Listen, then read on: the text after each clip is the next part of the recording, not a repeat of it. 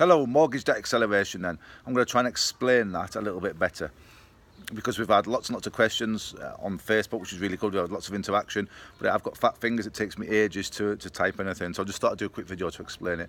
There's 3 ways in which we help families to get out of their debt quicker, the debt and mortgages. First way is we do free financial planning for families. We'll look at all the debts, put it all into one bag, and we'll reorganise and what gets paid first, etc., etc. Consolidation we might do, debt stacking, things like this to help them get out of debt. So that's the first way. Second way is the mortgage acceleration by paying for your mortgage weekly rather than monthly. And the third way is hopefully we're going to be able to, if successful, we're going to be able to write off people's mortgage debt. If successful, we're working with a legal team up in Blackpool, and this is something that's never been done before. Well, I've got 4 of my properties in myself, and I'm challenging my lenders because the banks, again, are pulling our trousers down. They're not telling us. They're not telling us what's going on. They're not even asking us. It's all underhand again. They're not doing things right. Shock, horror. But anyway, I'm just going to touch on the mortgage, paying for your mortgage weekly today. So paying for your mortgage weekly, how does it benefit you? Because we have the same question all the time. How does that work? Why should it be any different to you paying for your mortgage weekly rather than monthly? Right, first thing you need to do is Google compound interest. If you're good at maths too, this will register straight away, but if you're not, just read up on Google on compound interest. We teach this all the time. The rule of 72 is what we teach, but it's compound interest basically. Working against you, not for you. So it's how banks make money from us, the people. So most banks, in most cases, your interest is accrued daily, it's worked out daily, and it amounts over the whole month. And they work out how much you owe by the end of the month. And that's what you owe, basically. But if you're paying for your mortgage weekly, like if you're paying £400 a month, just change it to £100 per week instead. But if you're doing that, and you're paying 2% on that 100 grand, let's just say, that you owe, you're not letting the interest build up over the whole month, are you, if you're paying it weekly? If you're paying some money in, if you're paying a quarter of your monthly amount in each week, then you're bringing your balance down, aren't you? So it's not 2% on 100 grand anymore, it's 2% on 99,900, let's just say. The following week is 99,800, it's 2% on 99,800, do you see what I mean?